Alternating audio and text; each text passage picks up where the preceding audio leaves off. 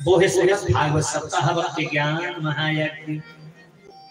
संतों, उसके श्रवण से भगवान भी मिलेंगे, मुक्ति भी मिलेगी, सुख शांति भी मिलेगी, पितरों का उद्धार भी होगा, धन संपत्ति भी मिलेगी, मन में शांति भी मिलेगी, उचाटपन खत्म हो जाएगा, धोखाधड़ी पाप वैवंश से भरी इन सभी से भरी हुई हृदय भी पवित्र बन करके सत्यता की ओर अग्रसर हो जाएंगे, सदाचार का समाज में व्यापक पालन हो जाएगा।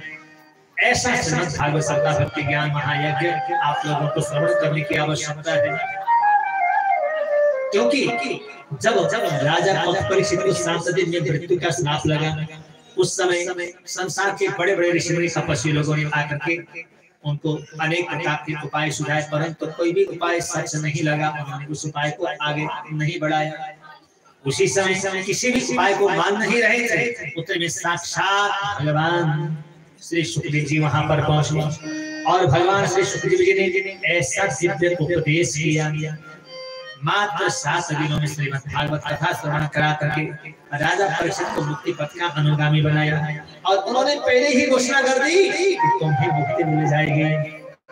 इस बात को जैसे देवताओं को पता लगा, देवता लोग हाथ में अमृत का कलश लेकर के दौड़े दौड़े आए और प्रणाम करके भगवान श्री सुखदेव जी से बोले, हे प्रभु, ये स्वर्ग का अमृत है, इस कलश में इस अमृत को आप राजा परीक्षित को पिला दीजिए, इसको पीने से राजा परीक्षित अमर हो जाएंगे।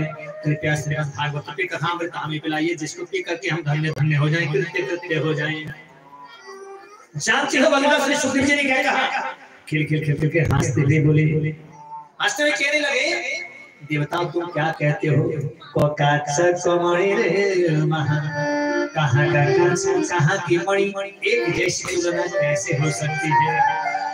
तुम्हारा स्वर्ग का अमृत तुच्छ कांच के समान है, श्रीमद् भागवत की कथा अमृत बहुमूल्य मणि के समान है, इसलिए दोनों की तुलना नहीं हो सकती। तुम श्रीमद् भागवत की कथा अमृत पान करने के अधिकारी नहीं हो, इसलिए जाओ। वापस कर दिया, हमें लटका करके देवता लोग स्वर्ग में गए, वहां से सीधे जिला ब्रह्मा के पास में गए। ब्रह्मा जी को प्रणाम करके बोले, हे विधाता, हम देवता लोग स्वर्ग के देवता और स्वर्ग का अमृत लेकर के जब राजा परीक्षित की सभा में भगवान श्री सुखदेव जी के समक्ष पहुंचे, हमने जाकर विनती की इस अमृत को परीक्षित को पिला दीजिए, श्रीमद् भागवत की कथा अमृत हमें पिला दीजिए, परंतु उन्होंने हमारे अमृत का भी मजाक कराया और हमारा भी। अगर हमारा अमृत कितना तुच्छ है, हमारा देवत्व तुच्छ है, तो फिर विधाता आपने हमारे अमृत का निर्माण क्यों किया और हमारा निर्माण क्यों किया? पृथ्वी के राजा के सामने हमारा अपमान ये हम सहन नहीं करेंगे। विधाता ब्रह्मा अचंभित हुए, आश्चर्यचकित होकर बोले, 1 मिनट रुको, मैं देख लेता हूँ। तुरंत उन्होंने एक तराजू लिया, एक तराजू में एक परड़े में श्रीमद् भागवत को रखा, दूसरे परड़े में श्रीमद् भागवत के खिलाफ 4 वेदों को रखा और उठा करके देखने लगे। अरे भागवत वाला परड़ा जमीन में, दूसरा आसमान में, भागवत के खिलाफ 108 उपनिषदों को रखा, फिर उठा करके देखा, अरे फिर भी भागवत का परड़ा जमीन में। भागवत के खिलाफ 17 पुराणों को रखा, फिर उठा करके देखा, फिर भी भागवत का परड़ा जमीन में, दूसरा आसमान में। अरे इतना वजन है भागवत में, बात क्या है? जप तप नियम व्रत आचरण ध्यान समाधि तपस्या, महाभारत को भी मिला करके श्रीमद् भागवत के विपरीत रख दिया। जैसे उठा करके देखा, भागवत का परड़ा जमीन में दस्ता जा रहा, दूसरा आसमान से और तराजू टूटने की जैसी परिस्थिति में हो गई। विधाता ब्रह्मा एकदम चिंतित हो गए, बात क्या है? भागवत है तो छोटा सा, इतना छोटा सा, और इसमें इतना वजन कैसे?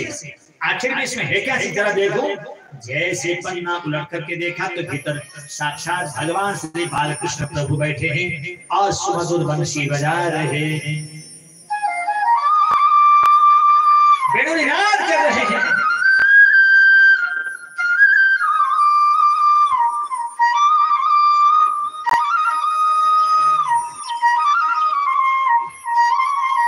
बोले, हे विधाता ब्रह्मा, श्रीमद् भागवत कोई साधारण वस्तु नहीं है।